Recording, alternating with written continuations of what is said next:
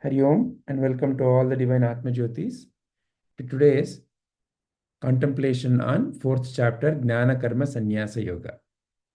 So we have framed questions based on the shlokas and also based on Sri Prabhuji's talk on the 18 chapters titled Purna Yoga Darshana. Today let us contemplate on question number 5, which is based on shloka 4.3. So there are three questions that have come up. Why does the Lord choose Arjuna for this teaching? It is also said in Mahabharata that Dharmaraya was said to be having a great viveka about dharma and adharma. Then how come Arjuna? And why is there a reference to friend and a devotee? Because Sri Krishna says, now that you are my friend and devotee, let me teach you. Why is that reference? And last but not the least question is, what is transcendental wisdom? Sri Krishna says, I'm going to teach you transcendental wisdom. Does being a friend and devotee of Krishna help Arjuna in understanding? Or a seeker of this truth, do they need to be friend and devotee of Krishna? And how does it help them? So these are the three questions. You can either choose to answer your viewpoints one by one or in a combined way. Shall we begin with Krishna ji?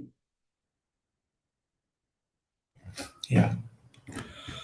What is choose only Arjun supposed to be? Okay. I think Arjuna is why Lord Krishna chose Arjuna is like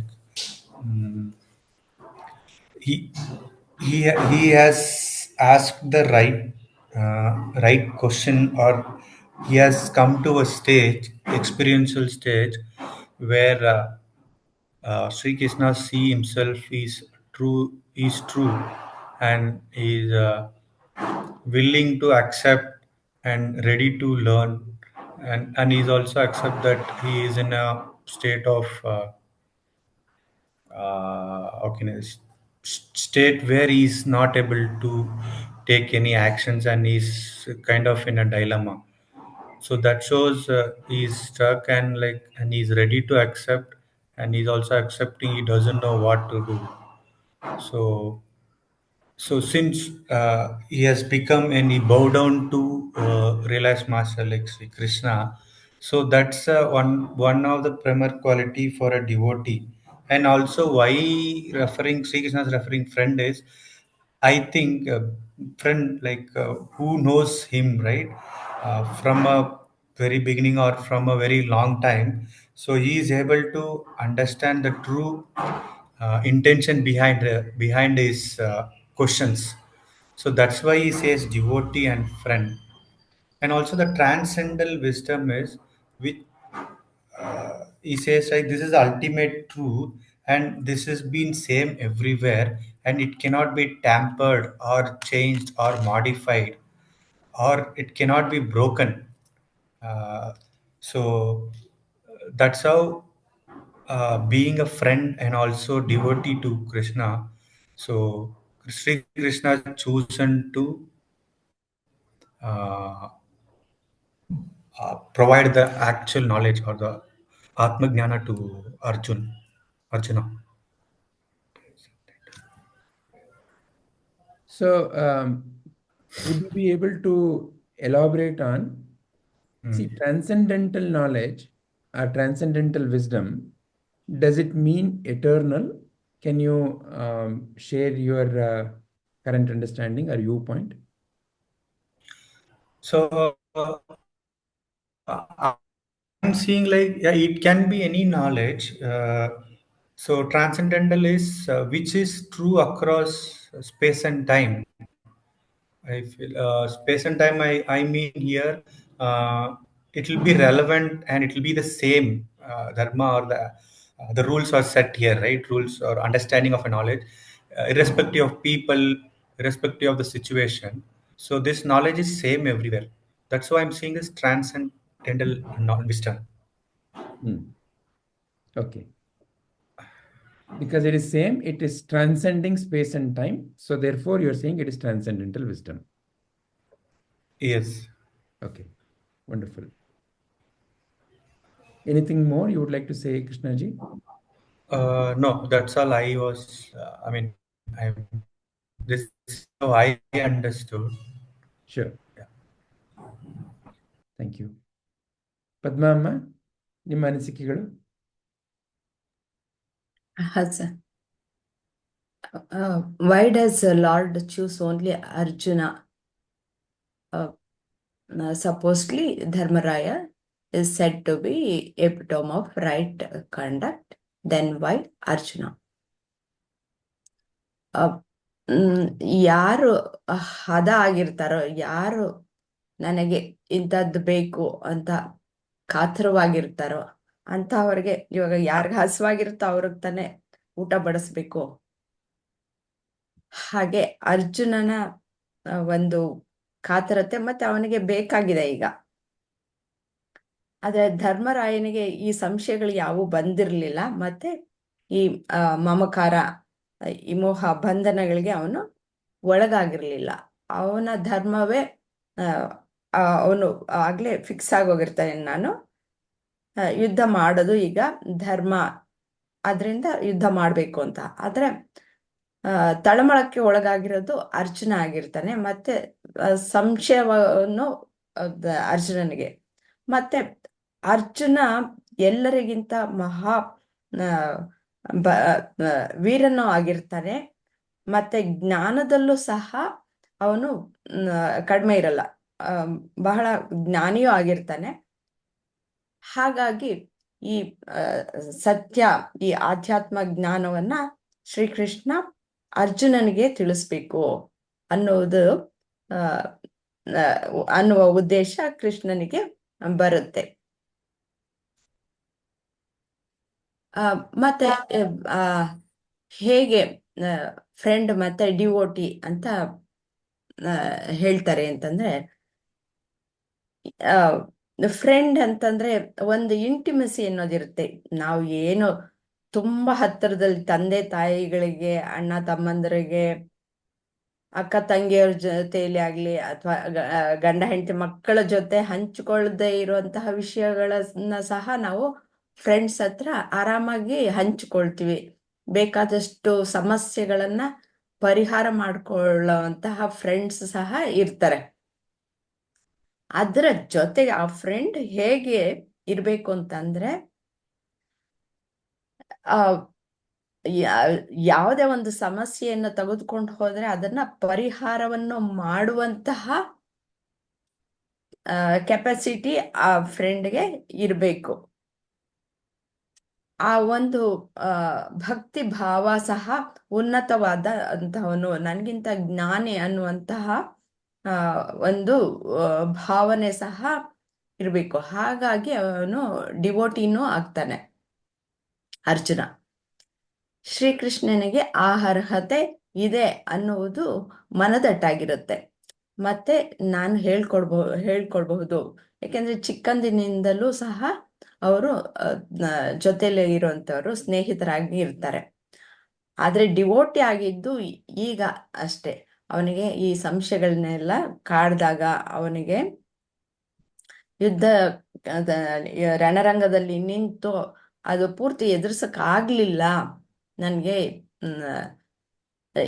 ಎಂಥವನೇ ಆಗ್ಲಿ, ಒಂದು ಪರೀಕ್ಷೆ ಬರೆಯೋಕೆ ಹೋದ್ರೆ ಆಗ್ಲಿ, ಒಂದು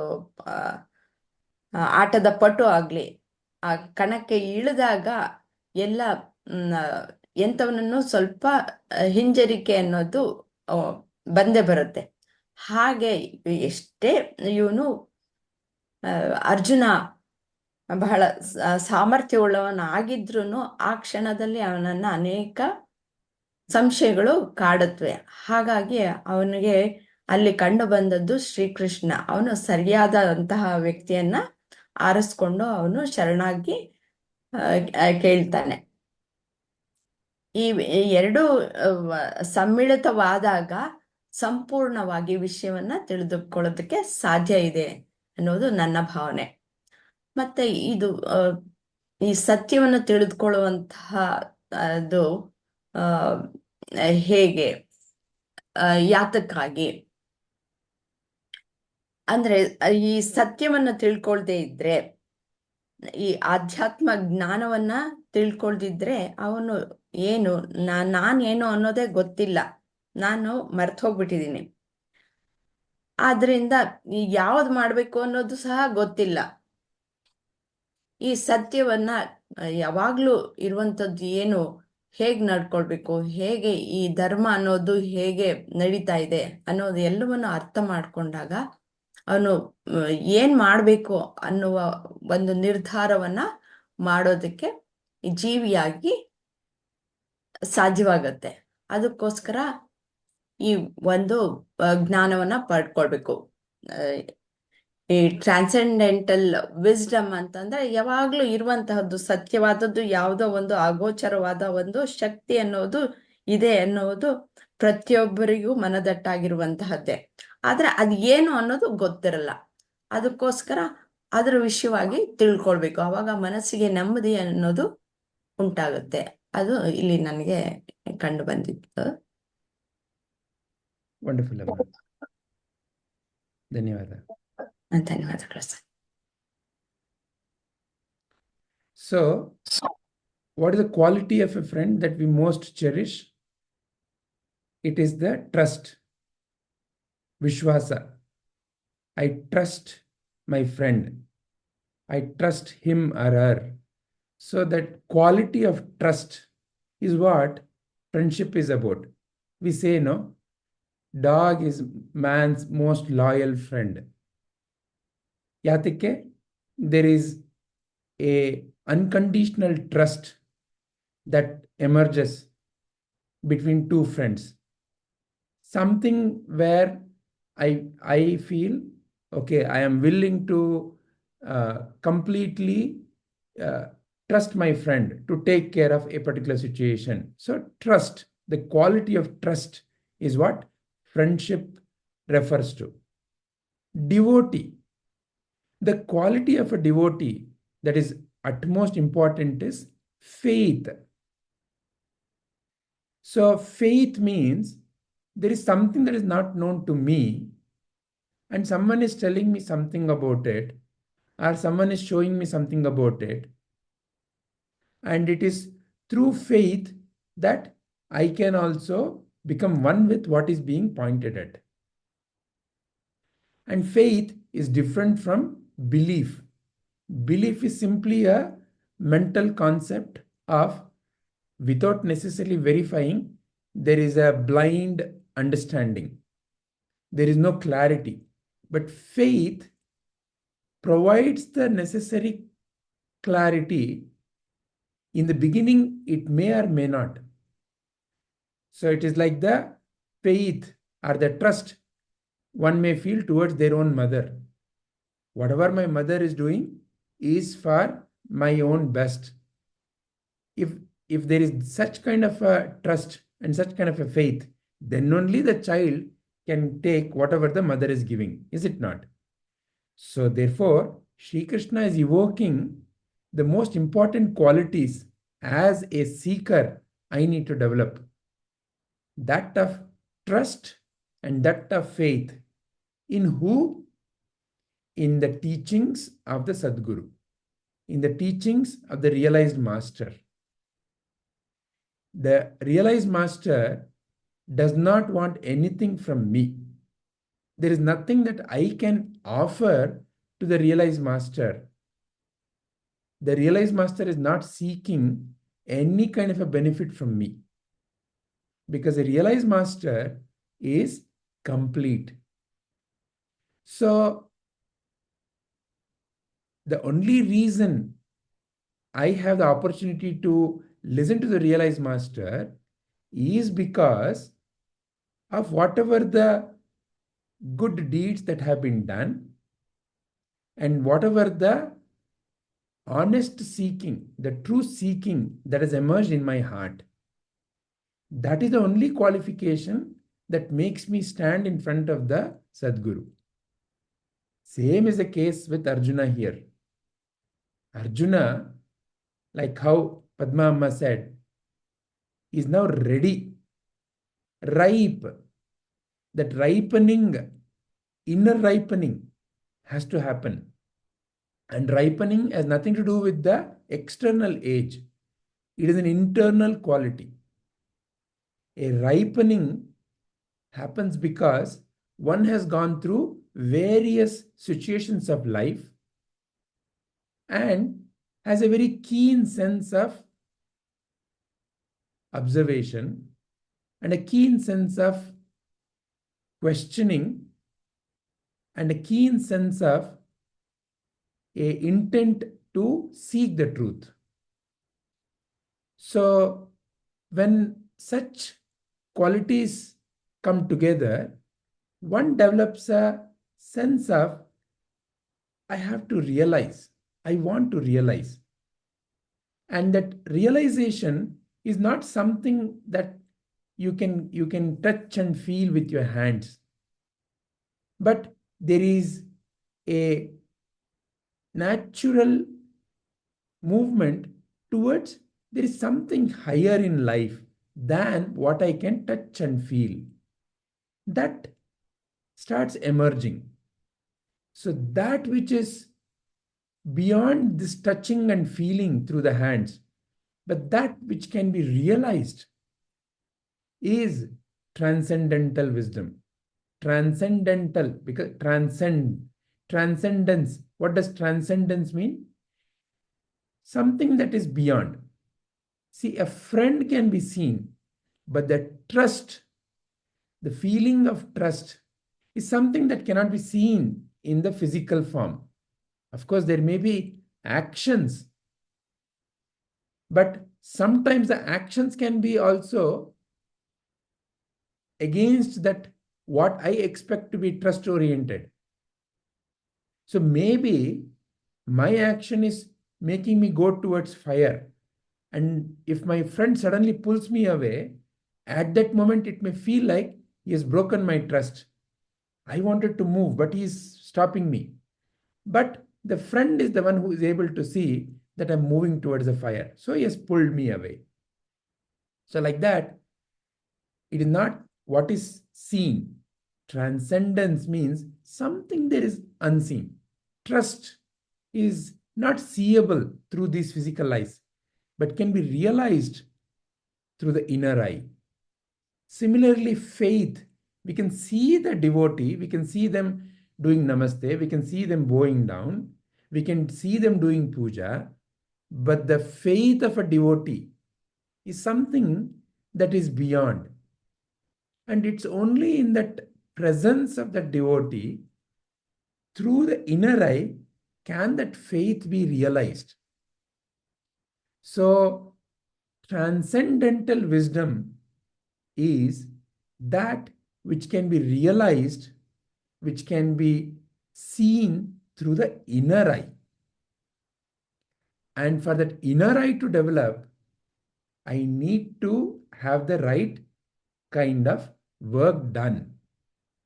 So that's what is meant when it is said that only by being a friend of devotee, meaning what? By developing the trust and faith, and by living my life, and it won't develop immediately. It is okay to have reasonable doubts, but I have to have first and foremost a sense of trust and a sense of faith in the Sadguru. Then only I can realize the wisdom. I can realize the truth that is being pointed at. Hari Om. Any further discussion needed on this particular question? 4.3. Anything else that anybody likes to add? Yes, Krishnaji. No. Okay. Padmama, shall we move on? Sir. Okay. So, next question is from 4.4. Again, this is related to Arjuna's question only, which is, you standing in front of me, Krishna, but you are also saying that you have taught Surya Bhagavaan. How is that possible? And as a response to that, Shri Krishna starts talking about how he is aware of all the births. whereas Arjuna is not, which is from 4.5. So next, we can contemplate on this 4.4 and 4.5. Either you can contemplate on them individually, or together you can give your viewpoint. Padma, shall we begin with you? Sir, ಯಾವುದು ಸದಾ ಇರುತ್ತೋ, ಎಲ್ಲ ಕಾಲದಲ್ಲೂ ಇರುತ್ತೆ, ಕಾಲಾತೀತವಾಗಿರುತ್ತೋ ಅದಕ್ಕೆ ಅವಾಗ ಇವಾಗ ಅನ್ನೋದು ಏನಿಲ್ಲ. ಅಂತ ಒಂದು ಸತ್ಯವಾದದ್ದು, ಯಾವಾಗ್ಲೂ ಇರುವಂತಹದ್ದು, ಎಲ್ಲದಕ್ಕೂ ಕಾರಣವೂ ಆಗಿರುವಂತಹದ್ದು, ಎಲ್ಲದಕ್ಕೂ ಮೂಲವೂ ಆಗಿರುವಂತಹದ್ದು ಪರಬ್ರಹ್ಮ. ಆ ಪರಬ್ರಹ್ಮನೇ ಶ್ರೀಕೃಷ್ಣ. ಹಾಗಾಗಿ ಈ ಜ್ಞಾನ ಅನ್ನೋದು ಸಹ ಈ ಪರಬ್ರಹ್ಮನಲ್ಲೇ ಇರುವಂತಹದ್ದು, ಪರಬ್ರಹ್ಮನಲ್ಲೇ ಹುದುಗಿರುವಂತಹದ್ದು. ಯಾವಾಗ ಈ ಸೃಷ್ಟಿ ಆಯ್ತೋ, ಆ ಸೃಷ್ಟಿ ಆಗಿದ್ದು ಸಹ ಈ ಪರಬ್ರಹ್ಮನ ಅಂಶಗಳಿಂದಲೇ. ಹಾಗಾಗಿ ಈ ಜ್ಞಾನವೂ ಸಹ ಆ ಪರಬ್ರಹ್ಮನಿಂದ ಮೊಟ್ಟ ಮೊದಲಿಗೆ ಈ ಜೀವಗಳೆಲ್ಲ ಬಂದಿದ್ದು ಈ ಸೂರ್ಯನಿಂದ. ಸೂರ್ಯ ಇಲ್ಲ ಅಂತಂದ್ರೆ ಜೀವಿಗಳು ಇಲ್ಲ. ಆದ್ರಿಂದ ಈ ಸೂರ್ಯನ ಏನು ಒಂದು ಪ್ರಭೆ ಇದೆಯೋ, ಆ ಪ್ರಭೆಗೆ ಮೊದಲು ಈ ಜ್ಞಾನವು ಕೊಡಲ್ಪಡ್ತು. ಅಂದ್ರೆ ಆ ಪರಬ್ರಹ್ಮನ ಒಂದು ಜ್ಞಾನ ಅಲ್ಲಿಂದನೇ ಹರಿದು ಬಂತು, ಎಲ್ಲಿವರೆಗೂ? ಮನುಷ್ಯನವರೆಗೂ ಹರಿದು ಬಂತು, ಜೀವಿಗಳವರೆಗೂ ಹರಿದು ಬಂತು ಅನ್ನೋದು ಇಲ್ಲಿ ಅರ್ಥವಾಗತ್ತೆ.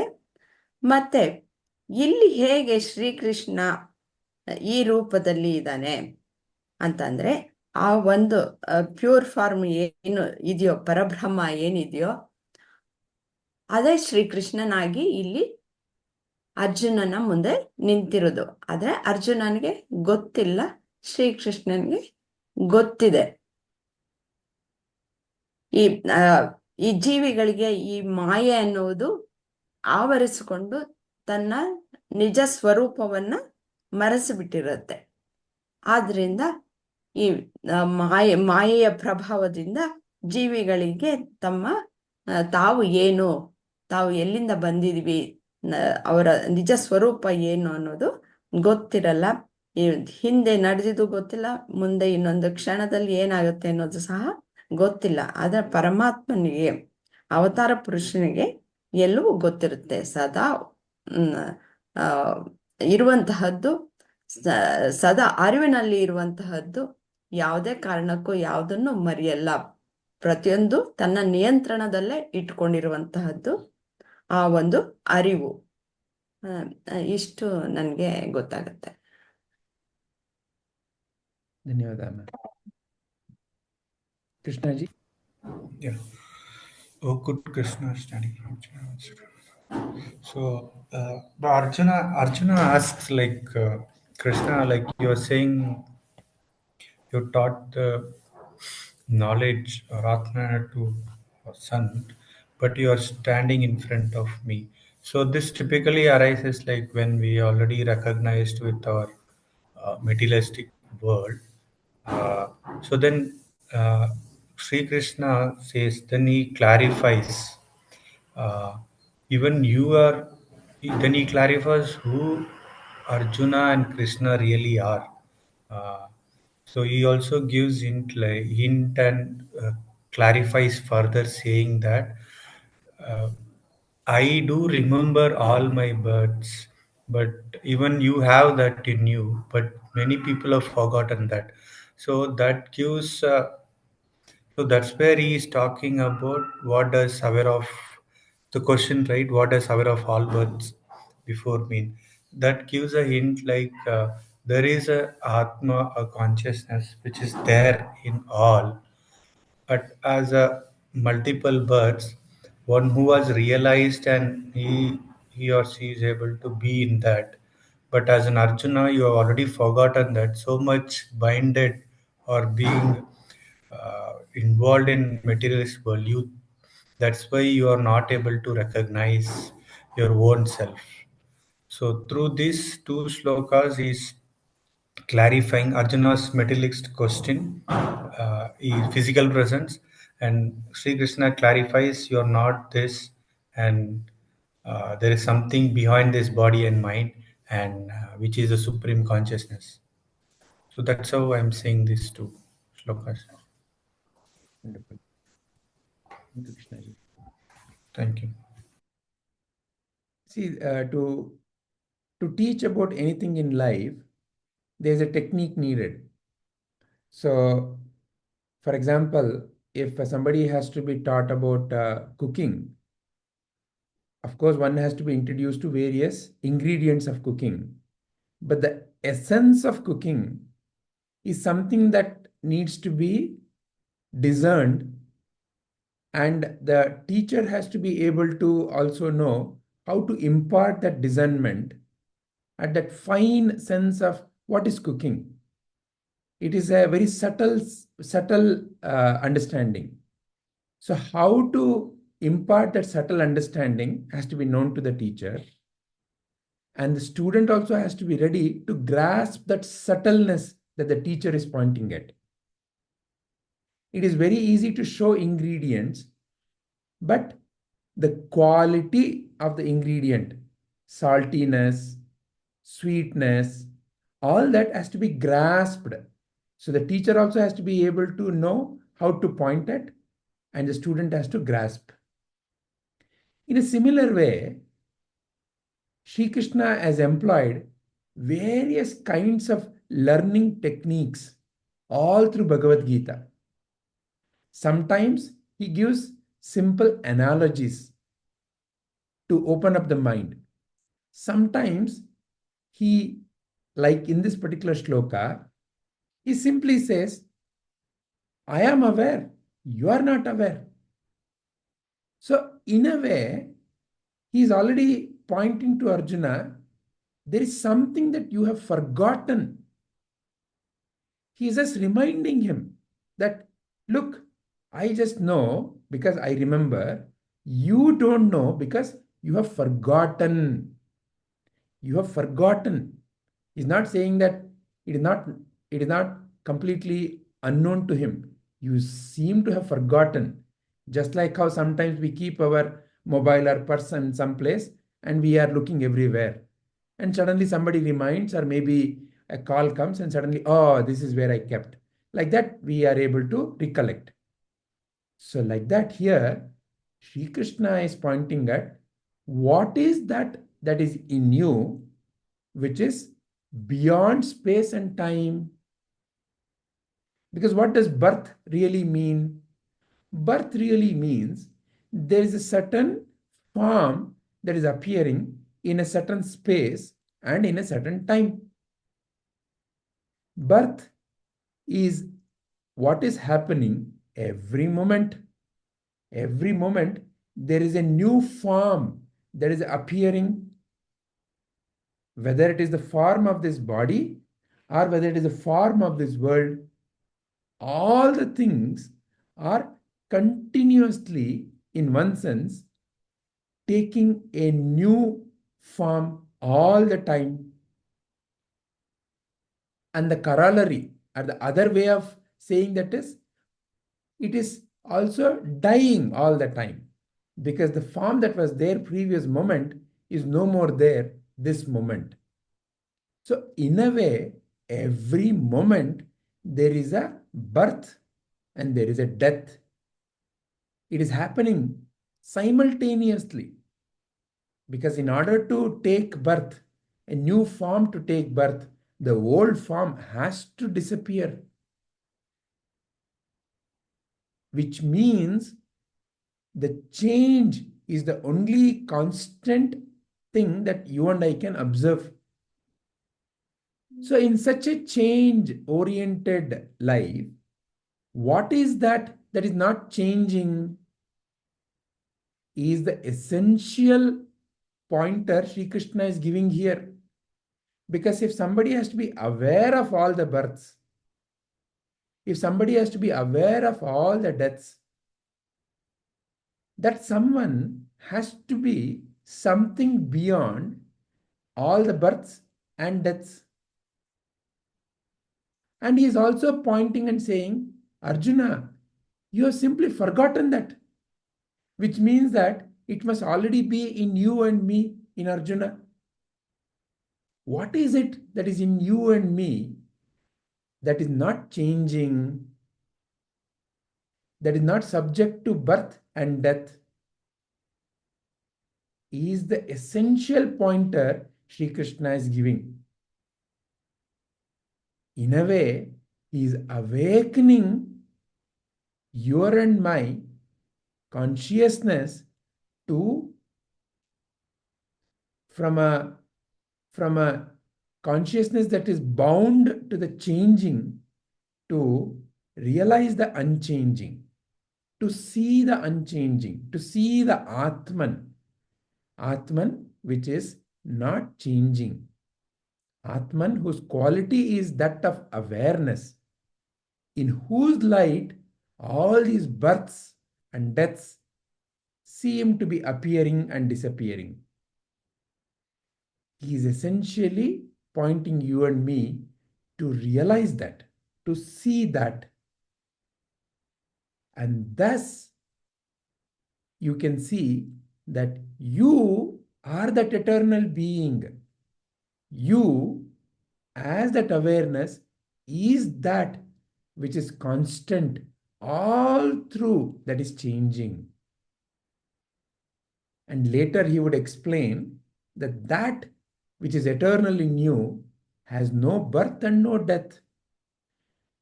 So eternal means that only. That which is not changing means that only. So that aspect in you, that aspect in Arjuna is what Sri Krishna is pointing at. So it's a teaching. It's a teaching that is a beautiful way of helping you and me realize something that is unseeable. But look at the techniques adopted by Sri Krishna. Look at the techniques adopted by our great masters to help you and me grasp that which, in a way, beyond grasping. It's the mind only through which you and I have to realize. But this truth is beyond the mind.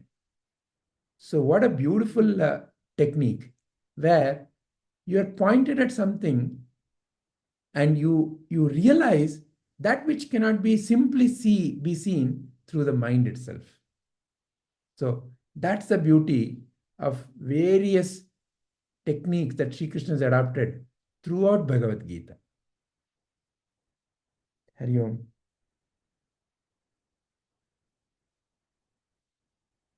Any additional points or questions by anyone? So I had one clarification is needed. Yeah. So we are in the next chapters also. It's like mostly we are talking about the consciousness. It's beyond mind and body, right? But how does one know that he's already experiencing the consciousness? Because the sense is the ones makes us to feel or experience, but Sri Krishna says it's beyond that. How does one to the point, right? How does one know that he or she has experienced that consciousness? Okay. What is acknowledgement for that? Something like that. So is it ever possible for the mirror to see itself? The mirror Mirror. can show somebody else what they are, but can the mirror see itself? No. Can the sun see himself? He is the very source of light, but can the sun see himself? No. But in the light of the sun, everything else lights up. Everything else can be seen in the light of the sun. So, Mm. so through discrimination, you can become aware that If something is being seen, what is the source of that? What is the light in the presence of which everything is being lit up?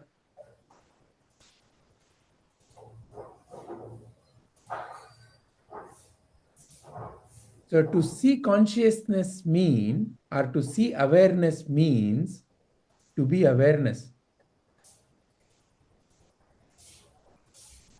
Because that is who you are. So awareness lights up everything else. So the various qualities of awareness can be seen in various aspects of life. Various powers of the divine can be seen. But the divine itself is who you are. It is not something that you say, okay, separate out the divine, because this divine is not separate from what is already being seen.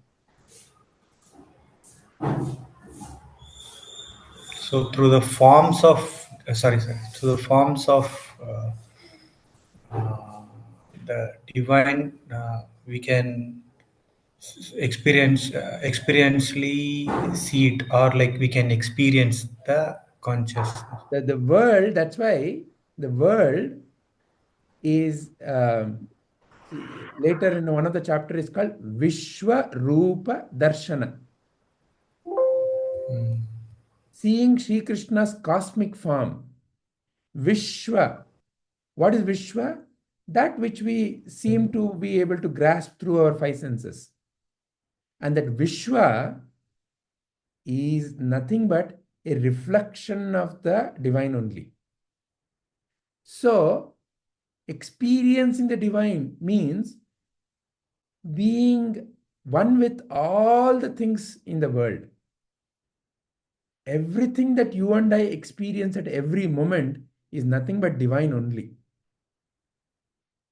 But it is, in a way, the beauty is that itself is not limited. The divine is not limited to only that. Mango is divine, mountain is divine, rain is divine, friend is divine, friendship is divine, but friendship alone is not divine. Divine is also love. Divine is also kindness. Divine is also compassion. Divine is also the plant. Divine is also the dog. So in that way, when we see multiple, when we see forms, we cannot restrict, this is divine. So the form in the temple is one aspect of it. But through that form, the formless, through that one particular thing that we are interacting with, that which is beyond that particular thing that we are interacting with has to be realized. So form, therefore, is nothing but divine only, but that alone is not the divine. Divine is all encompassing. All encompassing. That is why it is called Vishwarupa. All that is, whatever that is Vishwa. That is also Paramatma. So in a way, if you look at it, can you and I imagine all that exists out there? This entire universe, can it be fit into our thinking as a limited form? Is it possible? No. So in a way, the form, at a form level also, it is infinite already. So infinite cannot be seen by the mind. Formless, zero, cannot be seen by the mind. So zero and infinite are nothing but two sides of the same coin. Only zero can be infinite.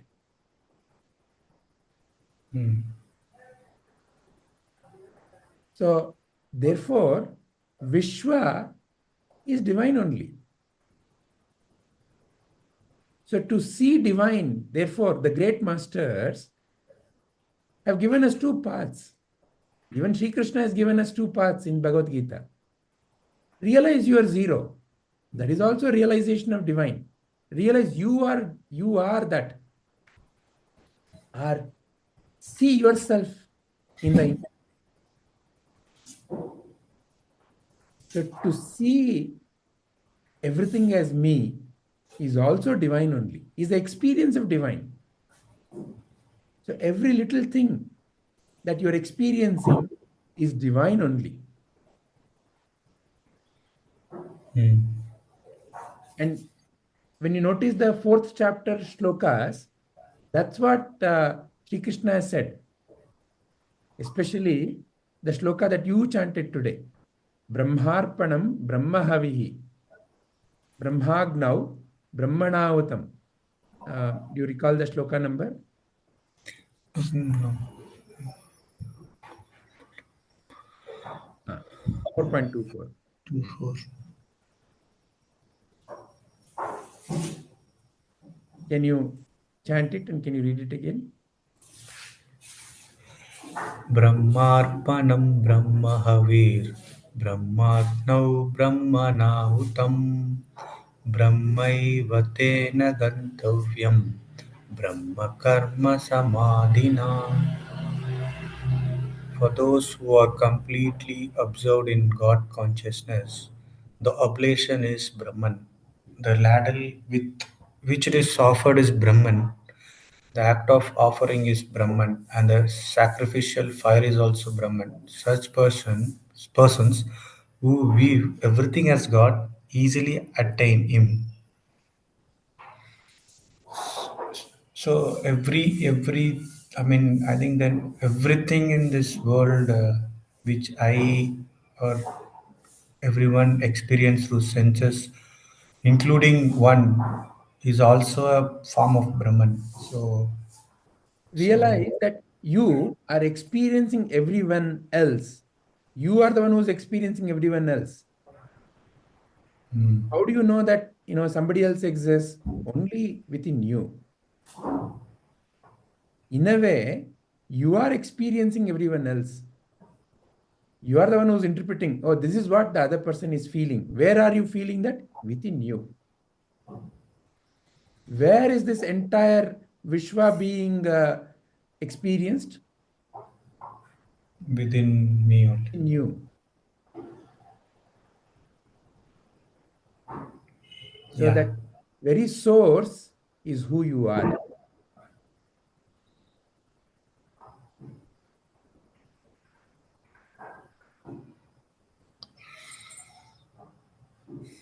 And you are that.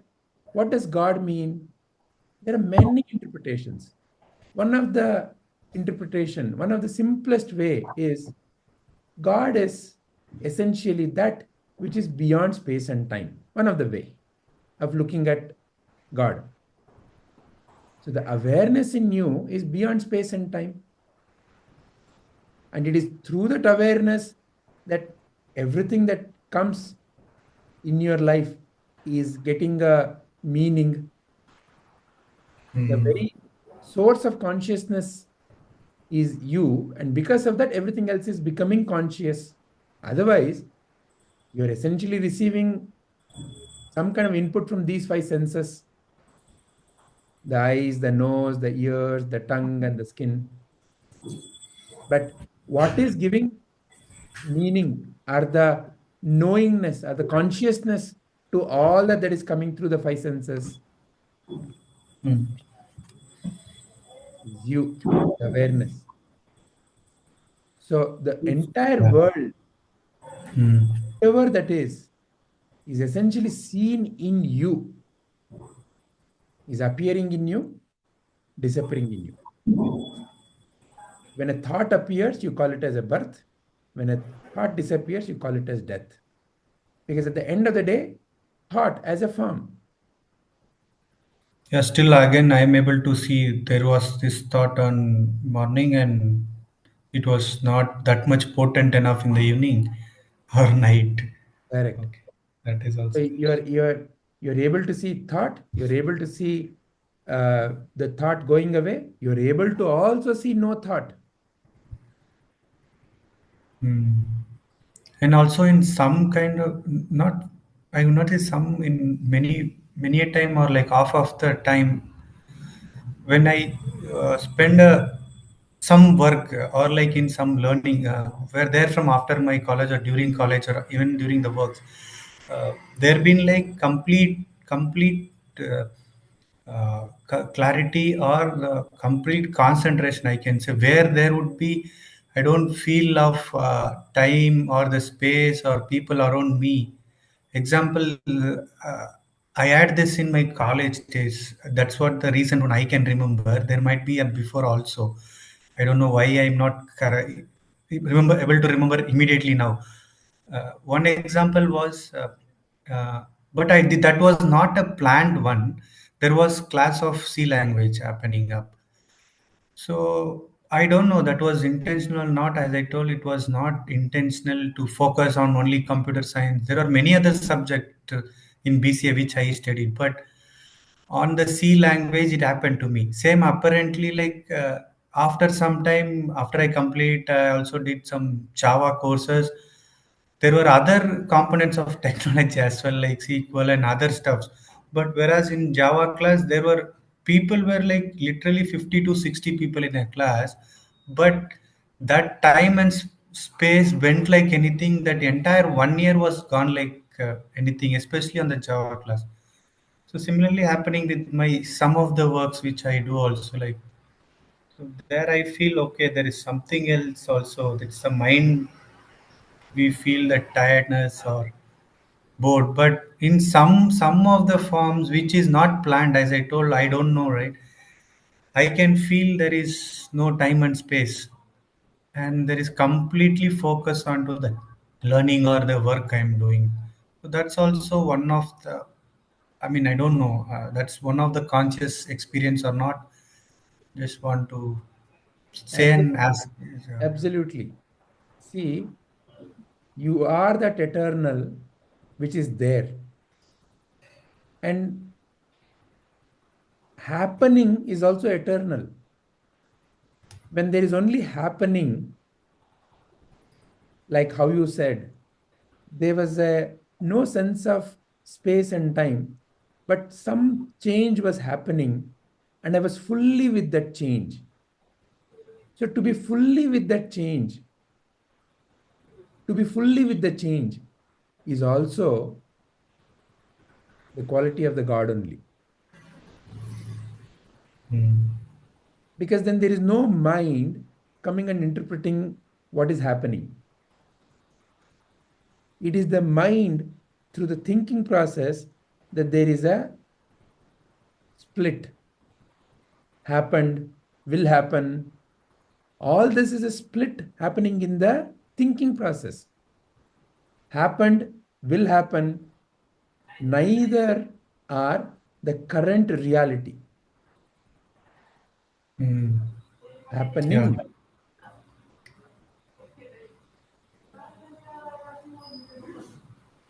Yeah, recently, I mean, maybe one, also not only in work and studying, but also when doing sadhanas. But there are a lot of brain things, I mean, thoughts are coming up. But after some time, that's many of them would have experienced. I also experienced only once, wherein like maybe on 3 or 4 months before, I was not in my home, in different place. Actually, that was also not an. Sometimes we expect I should happen this way. I have to experience that peace now and thing. That will not happen. But when I go without any expectation and I did something, I was literally for 30 minutes not aware of the body too much. Uh, Later, once I came up, there was some sound to wake up me or everyone in that room. So wake up in the sense, come to a end of this session. Then I felt my body was stiff and I was feeling all stiffness in my leg and other thing. Then I couldn't move my leg also. But those thing was literally not making me more pain when I was in that sadhana. So that was also one of the experience which I had quite a few months back. So just Excellent. want to add it All that. those experiences are pointing to something. Mm, However, divine is not about experience. mm, It's about being. So all these experiences have shown you that something that you are, which is beyond this changing. And that is always there, even now, as you are contemplating. Even now, you are that only. There is never ever a time when you are not that. Yeah, correct. So, sum total of all the experiences is divine experience only.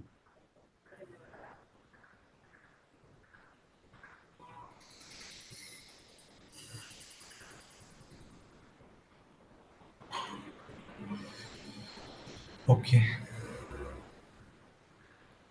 Thank you, Jeshi. Thank you. Anything else, Padmama? ಏನಿಲ್ಲ sir, ಬಹಳ ಚೆನ್ನಾಗಿತ್ತು discussion. Let us then conclude today's contemplation. Hari Om.